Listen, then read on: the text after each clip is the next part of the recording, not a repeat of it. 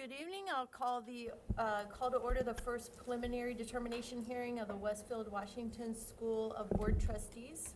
It's 6 p.m. on December 2nd. That's my gavel. Thank you, Mrs. Ogle, members of the board, and also those out in our community. Tonight we have a public hearing on our facilities master plan. This is a comprehensive master plan that we have been discussing. It's really phase 3 of Destination Westfield. And as we continue to look to the future, and as our city is finalizing their comprehensive plan, we feel it's very important to have this 10-year, maybe 15-year master plan that allows this board, authorizes this board, if you will, to make decisions on facilities, and so that we get out in front of and can, if we grow a little quicker than we expected, be able to be a little more nimble, but if we slow down, to also slow down. So this master plan and these hearings that will happen tonight and next week don't obligate us to do anything. It actually allows us to utilize the current legislative process for facilities and put together a comprehensive plan to meet the needs of our district. And so tonight, we have members from our financial advisors, our legal team, and our architects that are going to go through that at a very high level, because remember, if we talk about a specific project in the future, that project will come and we'll get into the details of that project at that time when we're asking for, if you will, approval to move forward with the project. So this will remain at a very high level, but it also will be comprehensive. And so I'm going to ask the members of the teams to introduce yourself. Oh, what's that? Well, we will do the hearing, but can we just go ahead and have everybody introduce themselves, and then you do that part, okay? Okay, so I'm going to start to our right with our CSO team. Good evening. My name is Brent Height. I'm a principal with CSO and have been helping Greg and John kind of plan the long-term plan for facilities, and it's been interesting and fun and heartbreaking all at the same time. So. Good evening. My name is Stephanie Lone, and I'm an educational planner for CSO. I'm Jeff Olson, principal and owner with CSO. I've been involved with Westfield for, I think, it's going to date me, but 20 years. Good evening, everyone. Fred Prazo at Context Design. We're land planners and landscape architects. Thank you, Fred. Then we'll go over to Matt. Hi, Matt Shoemaker with Stiefel. We serve as the school corporation's bond underwriter, which means we help with all things finances, and then ultimately buy and sell the bonds as well. Good evening. I'm Eric Long, a partner with Ice Miller. We serve as bond counsel to Westfield Washington Schools, and I'll date myself not quite as much as Mr. Olson, but have been in that capacity for about 15 plus years. Lauren Seiler, also with Ice Miller. All right. So at this time, our first order of business will be for the board to hold a preliminary hearing on proposed construction projects. I'll look to Stacy to see if we had anyone participate for public comment, either in person or online. I'm hearing none. So at this point, we'll move past the housekeeping related to public comments, and I'll just note that the notice was for this preliminary determination hearing was published as legally required. And now I'll ask Dr. Greg Hunt to explain the purpose of the hearing and the process of determining and communicating the projects to the community and the needs for the projects. Dr. Hunt. Thank you very much. This evening, in pursuant to Indiana Code 6-11-20-3.5, a school corporation must hold 2 preliminary determination hearings. Tonight represents the first of those hearings. The second hearing would take place next Tuesday on December 9th. But this evening, the reason that we need to do this is, again, to make sure that we're following all Indiana statutes that are associated with a preliminary determination, and that meaning that this gives us the authority in which to, or the board, the authority to approve any of the projects. And Dr. Ath had already mentioned the fact that this is what I would call a map for the next 10 to 15 years. And in that particular case, we want to make sure that we are being prudent and we are being very specific in our plans and moving forward. But to Dr. Atha's point, this also allows us some flexibility as well. One of the things that is important about this, and to understand that this will allow us, again, to look for the next 10 years, and is associated with statute right now. This, again, by the preliminary determination hearings, both tonight and next Tuesday, again, we would surpass, obviously, the threshold that has been set forward by our legislators as far as the debt rate is concerned. And so that being said, we would still be under that threshold in which to go ahead and move forward with these projects. And again, the really important factor in all of this is the matter of the timing. Timing in which we need to do things. I know that the board has mentioned the fact that there are triggers that they would like to have in place. As far as if we reached a certain capacity, then we can move forward with projects. And again, by allowing us through this preliminary determination hearings, that would allow us that opportunity in which to do so. One of the things I also want to mention that, and Dr. Ath had mentioned too, that this is an approval, it's not an obligation. So again, we can, any project that we would be bringing forward in the future would obviously need the board's approval in which to move forward with this. Again, it's an overarching scope of work that we would be able to do over the next 10 to 15 years. Yeah, and this evening, I do want to note that this is, the board is not taking any action. This is a legally required hearing that needs to take place. This is the first step, and really for the board and for our public to take a look at the master plan that's put together by our architecture partners, and then also the financing that aligns with that, again, at a very high level. All right, now we will hear from Brent Height with CSO Architects on how the proposed projects meets the needs as just described. Brent?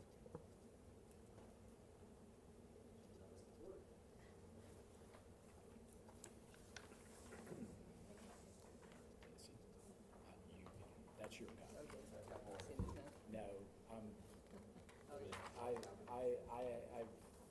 kind of seen. Anybody else need a copy? I think you're going to show it up on the screen. Oh.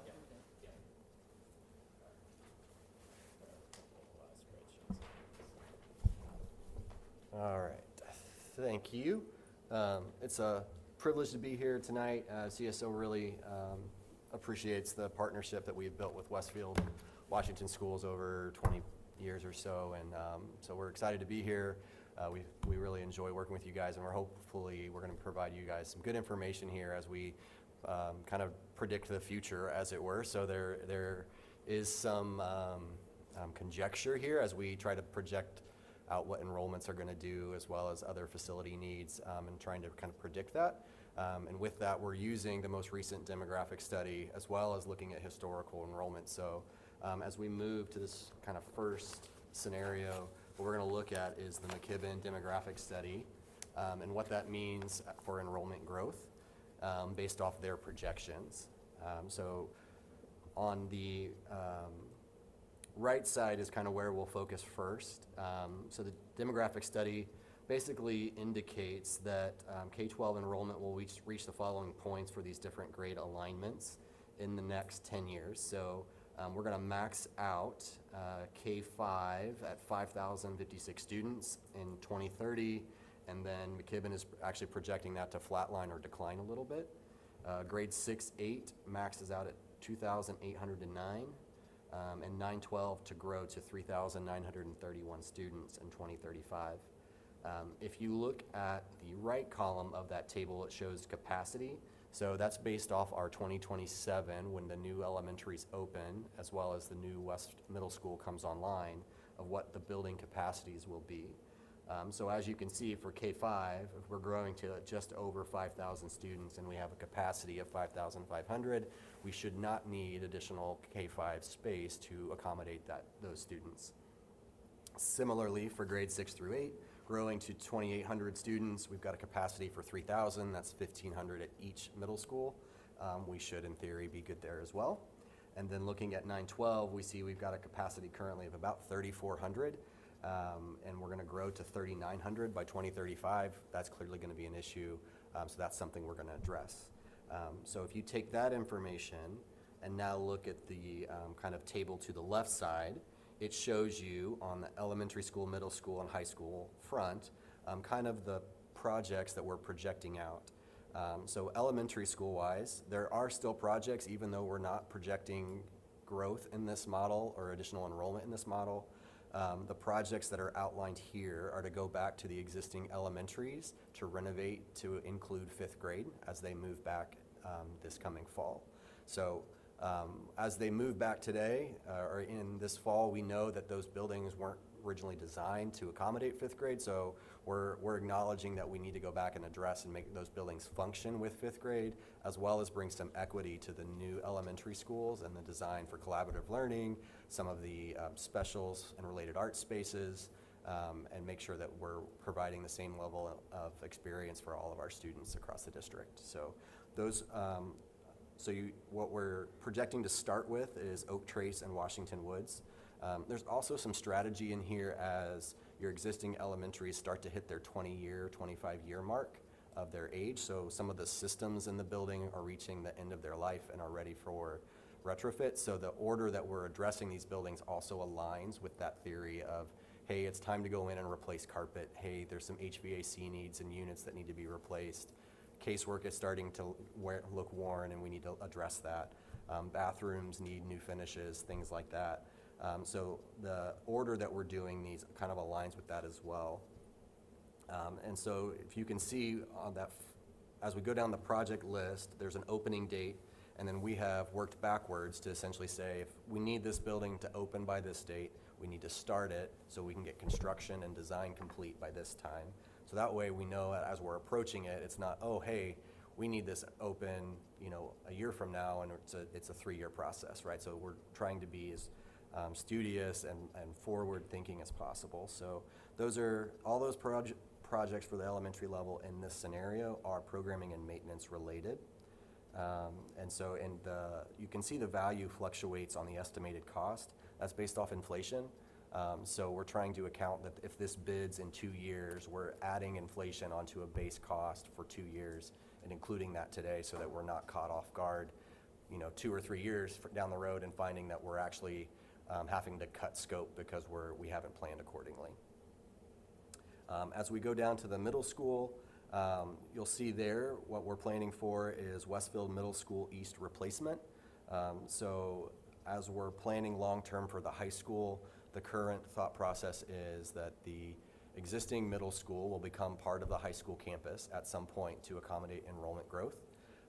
Having those two buildings run side by side with 4,000 to 6,000 to 7,000 kids is just going to be prohibitively difficult. So there's a lot of logistics in that. Additionally, this brings equity to the middle school experience, making sure that we have the same type of environments, the same types of spaces and provisions for both middle schools, including athletics and some of those support facilities that we'll have at the new middle school out west. So we're showing that replacement hopefully to open in 2030. Some of that's going to be predicated on land procurement and some other things, but that's the idea there. So the project cost for Middle School West was $160 million, so we're inflating that cost forward, and that's where that estimated cost of $183,000 comes from. Then moving down to the high school project list here, we've got interior renovations. So that's really going back and addressing spaces in the high school that did not get touched in the 2017 project. So There's 42 classrooms, I think, that haven't been updated in terms of their finishes, original bathrooms that are all dating back to the early 90s that just really need kind of a refresh. So we're trying to get that out the gate here pretty quickly this coming spring and summer as we start looking at more of the long-term planning options for the high school. And then in addition there, you see a classroom addition. We're projecting that maybe for 400 to 500 students to get the high school through their growth until they receive the middle school campus. That they'll start to be over capacity, I believe, in 2028 based on McKibben's demographic study. So obviously they will not get the current middle school campus until the new middle school is built, which we're saying is probably 2030 at the earliest. So there's going to be a few years in there where they're going to get pretty tight. And so right now what we're planning for is just kind of maybe a 15 to 20 classroom addition to help kind of bridge the gap until that middle school comes online. We've also talked about different strategies that maybe there's a temporary solution to bridge that gap instead of a permanent solution, so that's something we'll continue to evaluate. One thing which I'll mention now and you'll see again as we look at the financial piece of this, we've kind of planned for the worst case scenario, if that makes sense. So worst case scenario, we're going to add those classrooms because we think we need to and we can afford to, and long term it's the right thing to do. And so that's what we're factoring in today. Any questions on this version? And then the next slide will be kind of a look at historical enrollment, the same process, just using a historical enrollment trend variation instead of the McKibben demographic study. Can I ask a question? For the elementaries, is that also including adding community rooms to the schools that currently don't have them? So this cost here does not include that. We have a separate line item for that in what I'm calling the non-enrollment projects, if that makes sense. So you'll see that as a different line item, and the timing is a little different too. Our thought process on that will become a little more clear, but we think because Oak Trace and Washington Woods are the first ones up for renovations, they already have community rooms, so we may need to address Monon Trail and Maple Glen's community rooms separately. And there's also something nice there that would create some swing space or flex space for us to use when we do renovate those buildings. So you'll see that as a line item in a future slide. And Brent, I just want to clarify, the middle school east replacement that we're looking at here is a completely different and separate from the current middle school that we have in that campus, right? Yes. Just to be clear, it's not renovating the current building, it's building a brand new somewhere else. And then the high school cost, those dollars are not related to folding in that current middle school building into the high school campus, if you will. It is just the current high school campus and accommodating the growth through this time frame. Correct. Right? Okay. Yep. Thank you.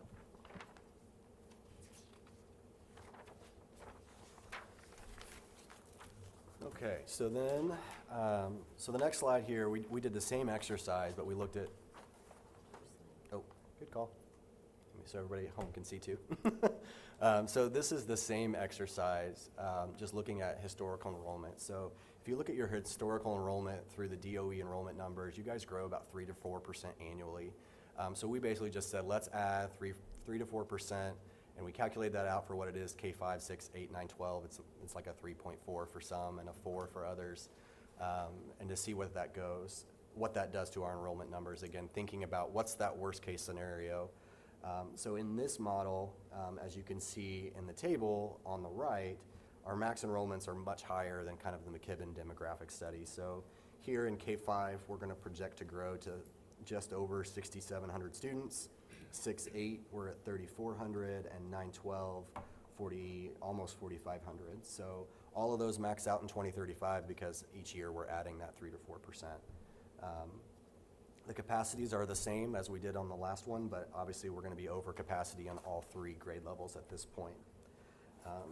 So if we take that scenario and then move over to the left column to look at what that means for our capital projects, all of the projects that we talked about in the previous slide are there, but we have added a new elementary number 9 that will be required by August of 2033. as well as middle school number 3 that will be required by August of 2035. The high school did not change because even with the increased enrollment, by them absorbing the current middle school east, they'll have enough capacity to accommodate that growth.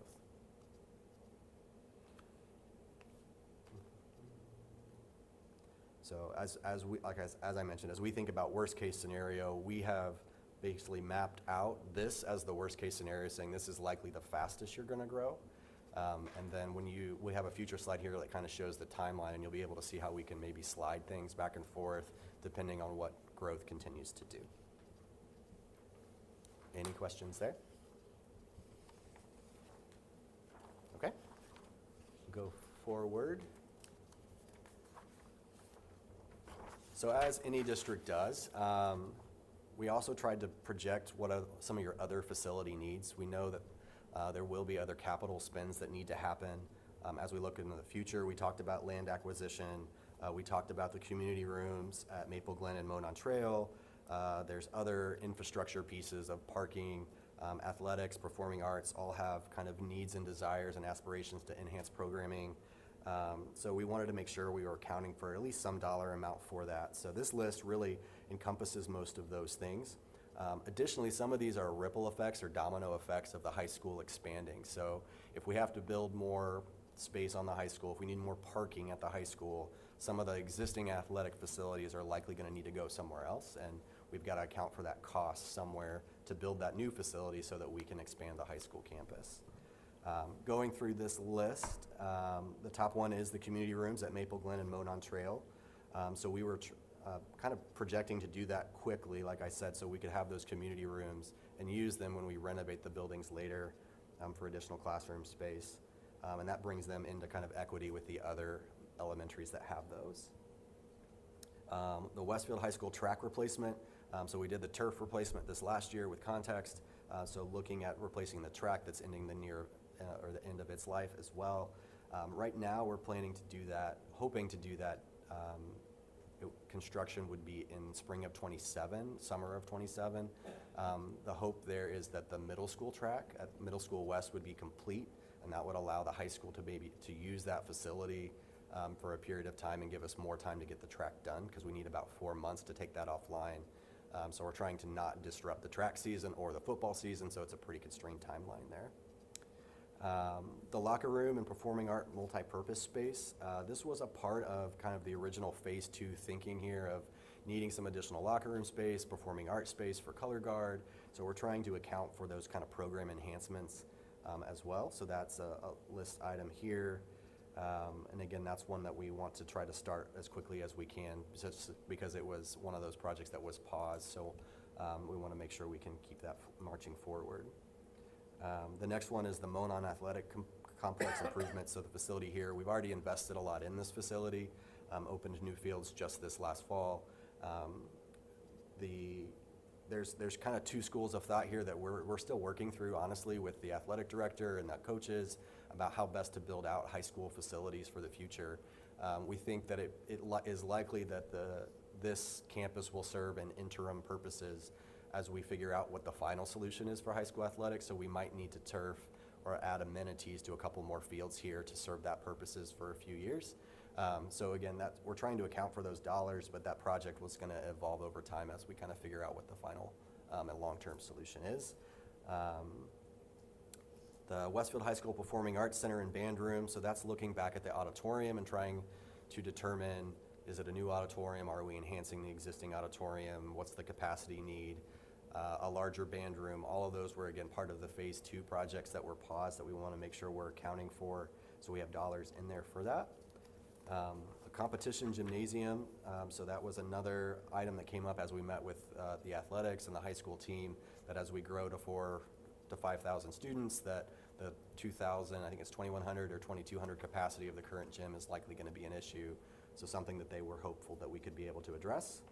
And then the last item here, Rebecca, you mentioned no renovations to the current middle school when the high school absorbs it. So this is a line item to say, okay, let's go back and renovate some of that space so that it's more appropriate for the high school to use.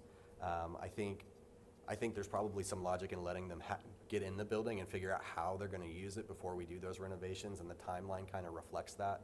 But we're seeing a huge investment in CTE spaces around the state, so I think there's a lot of great opportunity to determine what that facility becomes. And we're hopeful as we start the first couple projects, the high school campus, that it'll bring some clarity, kind of the future and the overarching goals of what the whole high school campus will look like with both buildings online. So it's a big lift to try to figure that out, so this buys us some time to do that. I think that's all of those items, so that's about $215 million there. Any questions on those projects or And thoughts? Brent, oh, sorry. Did I jump over somebody? Go ahead. Not to go back, but we're using kind of that same theory. The current elementary schools going K-5, we had purposely decided let them live in that building for a year in a K-5 environment and then decide what those renovations need to be. That same philosophy is being then applied to the middle school.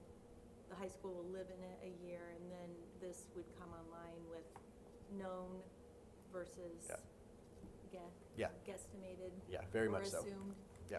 renovations. Okay, thank you.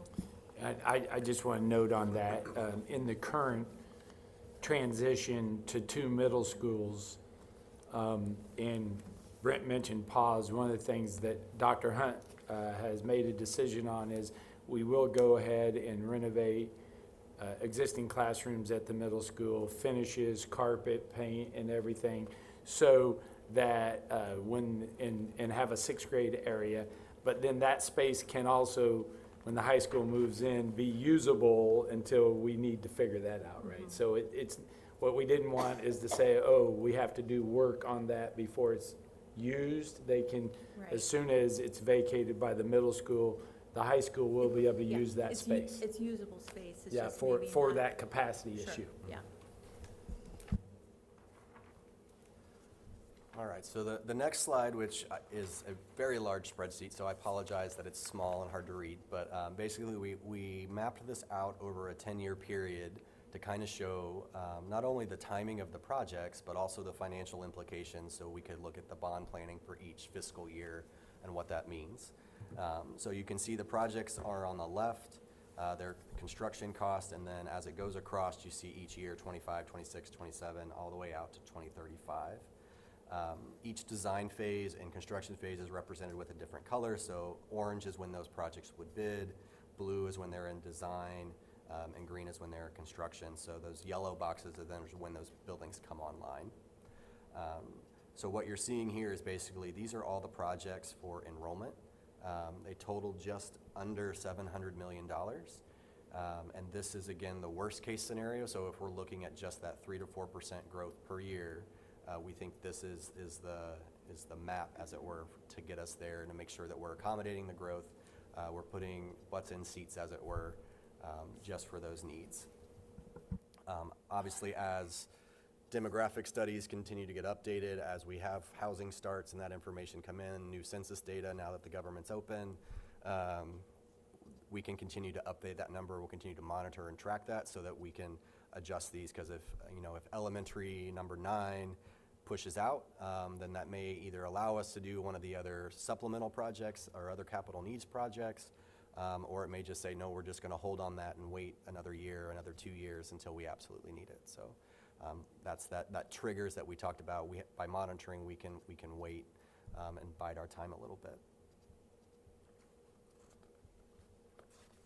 So then there's one more slide here, and this is essentially then taking the top portion of this graph is the same. We've just now added in kind of the other projects components that we've discussed, the timing, the cost, same kind of scenario that we did for the enrollment.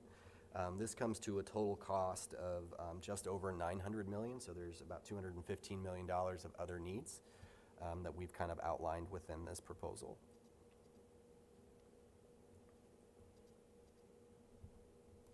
So there's a lot of information on this to digest, so I certainly am open to questions or comments. Otherwise, I'll let. Can I ask a question? Yeah. So when you started page 1 with the McKimmons study, and then page 2 are actually combined, right? So it's not, 378 plus the 691 million, right? Like you added things to that first page, and we Correct. would use the second page. So, correct, page one is as if we followed the McKibben study. Okay. How to say that? Assuming that his projections are correct, we will not need elementary number 9, we won't need middle school number 3. Okay, thank So, the next slide shows, If we yes, do. we do. Got it, And so that's the cost differential. at the 3%. Yes. Okay. And so,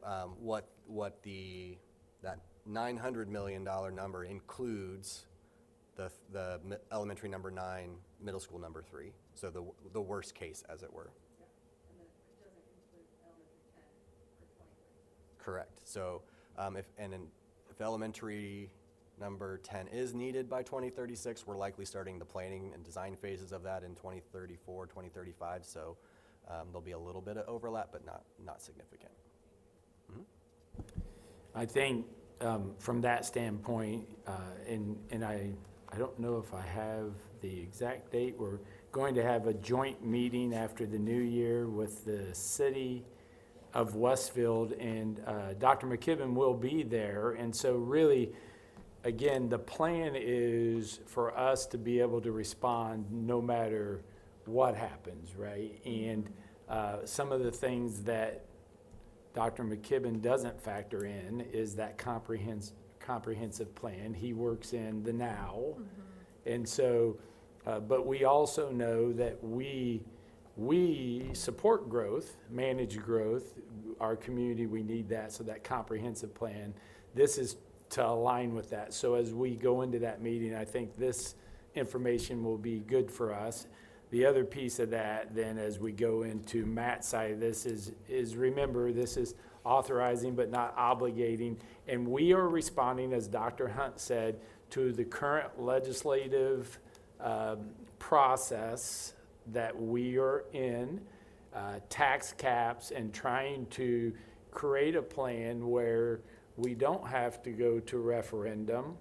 And if you are a homeowner that is up against the tax caps, you won't see an increase because we're trying to do it the way it was designed. And that's what this whole process is all about. And so now I will tell you, as we enter into Senate Enrolled Act 1, and some of the things they'll put in place is we do have a concern that the process may take longer if we don't do what we're doing right now. And I think Matt can speak to that a little bit because the rules will change at that point.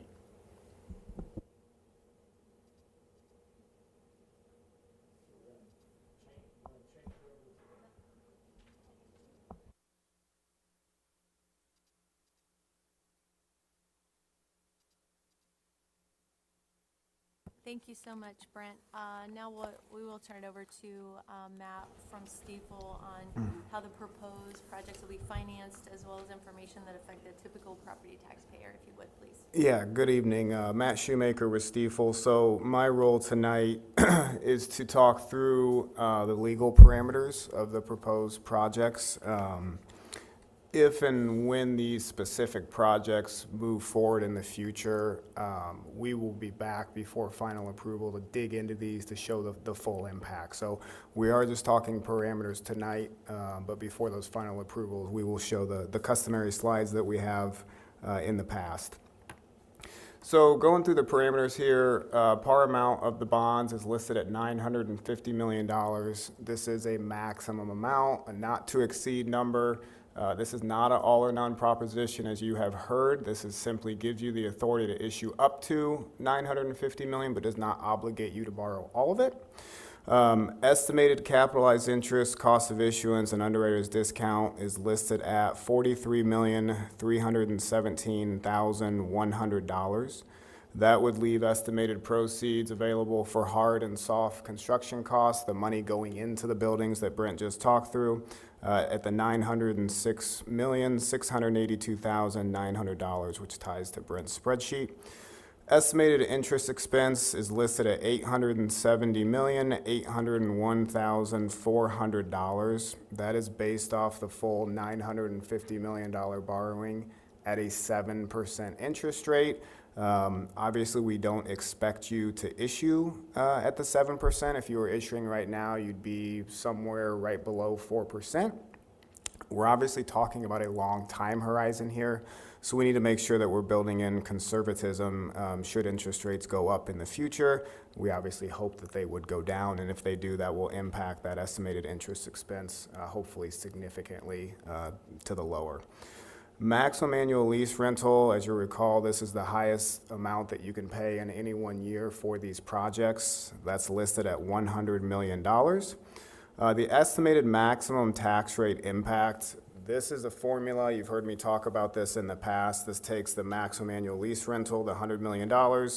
It divides it by your current assessed value, which is $7.1 billion. We don't expect you to reach the maximum annual lease rental. We would hope that your assessed value would continue to grow. The true impact should be much less. I do not expect your current tax rate to go up by $1.40, and we'll talk through that reference point here in a little bit. What I can say, and Dr. Athab mentioned this as well, we know that sitting here today, about 73% of the taxpayers in Westfield boundaries are at their tax caps. Because we are not going through the referendum ballot on this project, all of those people that are already at their tax cap should not see a significant impact because of this project. This is a project that is being approved within the caps, so that 73% of taxpayers should not see an impact moving forward. I say should, because 10 years is a long time for the legislative process to potentially change, but as we sit here today, those at the tax cap should not see an increase based on this project. Last two pieces of information that we're required to provide is the school corporation's max annual debt payments as a percent of your net assessed value. That is 2.19%. And the direct and overlapping debt, this is the school corporation's debt along with the other units' debts that a taxpayer would see within the school corporation, is listed at 24.96%. Now, I went through those parameters. I did bring some additional information that's not up on your screen, but since we just finished the last bond issue for the original Destination Westfield projects that were approved a couple years ago, I just wanted to give you a couple reference points. So when we approved the original Destination Westfield projects back at the end of 2023, we had listed the estimated cost of issuance, underwriter's discount, and estimated capitalized interest at $27.5 million. The actual numbers came in at $11.5 million, so about $16 million less than what we had advertised. I bring that up because when we say these are worst-case financial parameters or maximum parameters, they are exactly that. Now, I'm not guaranteeing that we're going to come in as much under as we did on the original Destination Westfield, but I just wanted to give you a reference point on some of these figures. We had listed the estimated maximum interest rate at 7% for that project. We sold two different bond issues for that project. One came in at 3.5%, one came in at 3.86%, excuse me. We had shown the estimated total interest cost at $365 million. It came in at $300 million, so about $65 million less. We had listed the maximum annual lease payment at $60 million. It came in just under $44 million. And then we had listed the maximum tax rate impact at $1.05 based on that formula that I mentioned. The true impact based on that formula came in at 61 cents. So significantly under what we had told the public. Again, no guarantees that that will happen on these projects, but I just thought that was a good reference point since we just finished that up. So I wanted to provide that information. With that, again, happy to answer any questions on the financial portion of this that the board may have. Matt, just for clarification, with the savings on interest rate and issuance costs, that put us then well under the max issued, right? Because we knew those dialed-in amounts when we issued the bonds, so whatever we publicize as the max par value, were we? Yeah, so because we're not spending the dollars on what we'd call, those soft costs or upfront costs, that is putting more dollars into the buildings, into the projects that you would have authorized. So if we don't have to spend it on some of these ancillary costs, that's more direct dollars that are going into the classrooms, into the facilities, above and beyond what was originally expected. Thank you.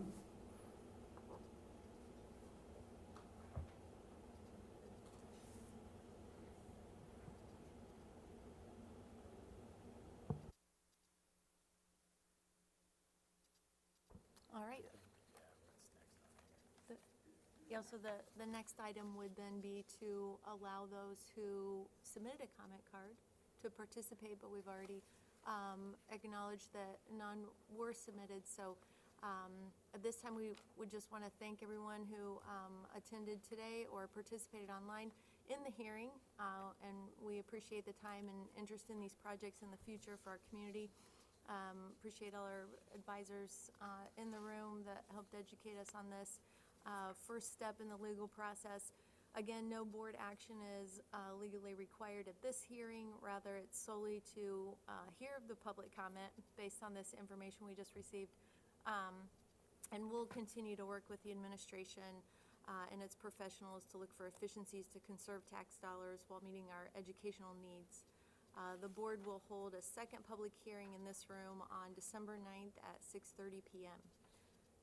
So I will close the hearing. Okay. And now we will move to our second official item on the agenda, which is the work session.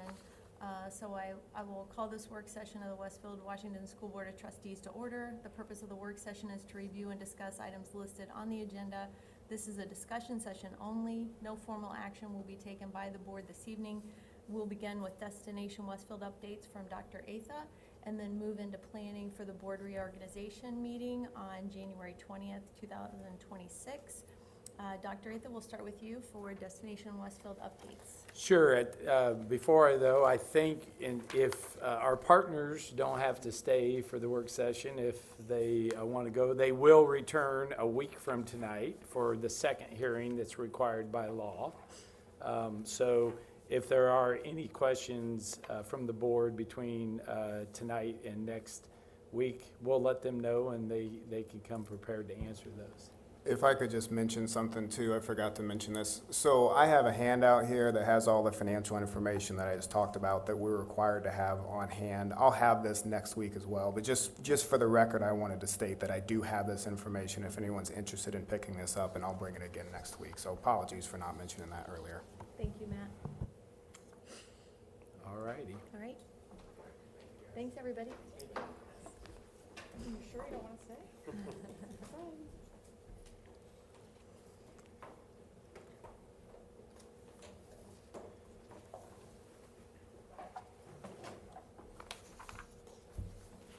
Yeah, good call introducing them since they were part of the, I missed that part. Yeah, Yeah, sorry about that. that's all right. So I will just, my quick Destination Westfield update is around, we've had a lot of conversation around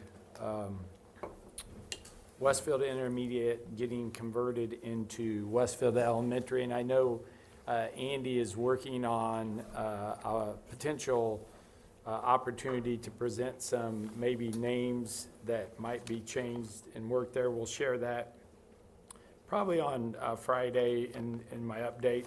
But I wanted to let you know that Andy got to work with the folks from Performance Services, and right now we have a plan with a number of sections where we believe we can eliminate the portable classrooms at the intermediate school, even in the transition year. And so Performance Services will be here next Tuesday during the business portion to do a construction update. They will also then they will present pricing for phase 2 of that project, which happens this summer and next summer, with also any middle school updates as well. And so they have addressed the parking lot on the west side of the middle school. And so, and they are looking at, based on feedback, creating a kindergarten playground on the north side of the intermediate school as well, close to but separate from the main playground. So all those things are in place in that project. Again, kind of is settling into the final design. It's been a work in progress, but we appreciate feedback and appreciate Mr. Hilton and the Performance Services team. So look forward to that. They were going to come tonight, but they had to be here next week, so we just said, let's wait and do it all at one time next Tuesday. So that's the quick update there. The other thing then on the agenda is we need to prepare for January of December of next year. And so the board reorganization in January, and we have some potential school board meeting dates that we do want to publish. We will not approve these tonight. These are just following suit to share with the board, but open dialogue around board meetings, how the board feels about those, and then we do or have used a process where we have our board, as we rotate through, the officers roll up.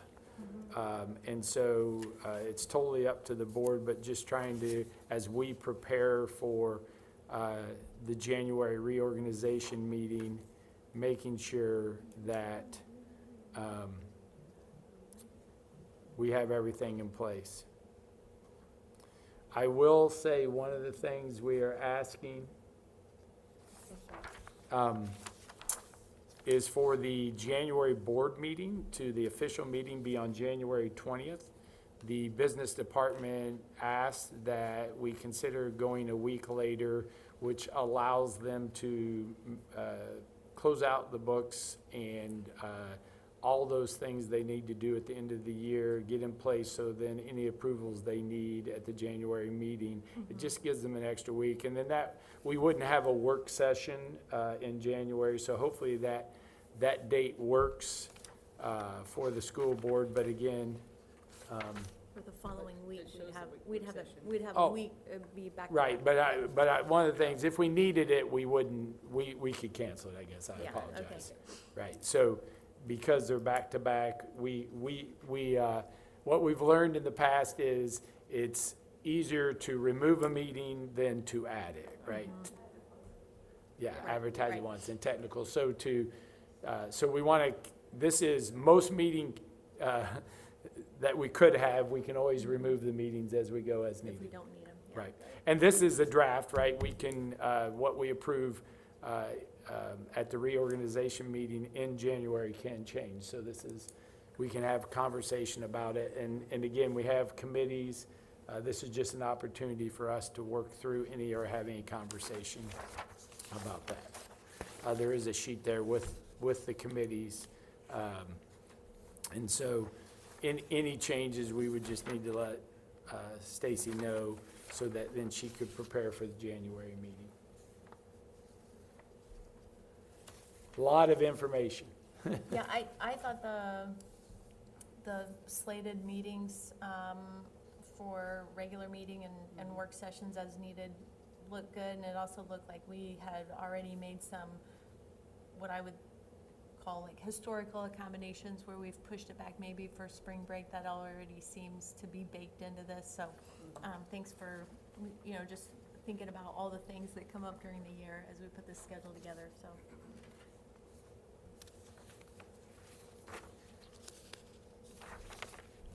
I don't know, And then for clarity, as far as the packet review attendees, this is for everybody to take and look at and try to identify things that work with the schedule and get back to Stacy so that we have it for the January 20th meeting, right? Because we're obviously not taking action in this meeting. And then same for committee assignments.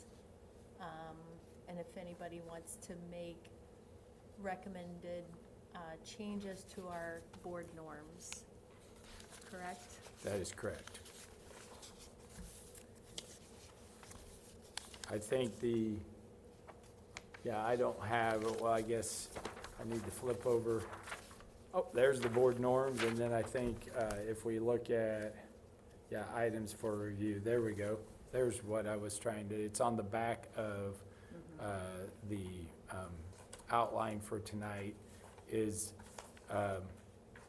so currently Rebecca is vice president, so she is slated to move to president. Secretary is Bill, and he's slated to move up to VP. And so then, based on, Mike is currently president. Typically, he moves to a member, and then you would need to identify who would serve as secretary, and let Stacy know that. Okay. And then we could, on January, typically we just, you submit a slate of officers and just adopt them all at once. You renew the norms, you approve the board meeting schedule, the packet review, which we've done on Fridays at 1. If, again, we're open, flexible, if that works well, we can stay. If it needs to change, we can change it. We believe it's critical to the process. I agree. And so, and then the committee assignments as well is something that just needs to be reviewed. So it doesn't have to be done this evening. We just wanted to get it in front of the board so that, next week, if you need to correct anything or give us information on that, we can take it and then have it ready for January, because the holiday season will hit us pretty quickly, and then we'll be into January. Stacy, on the board packet review schedule, I was gonna try to add mine today, but I noticed it's not editable yet. Are you gonna make it editable later? Yeah. Any other?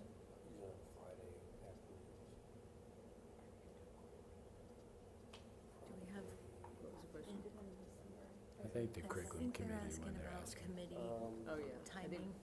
Yeah, good. Well, we'll Yeah. look next week, I think. Some of that. We can do really whatever you guys want. We can work on it.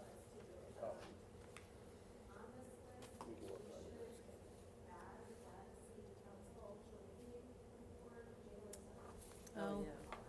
good call, Good yeah. call, yeah. That meeting will take place at the auditorium at Westfield High School, correct? And we will have a meeting with the mayor and a few board members and council members to finalize the agenda for that meeting and talk about really those things.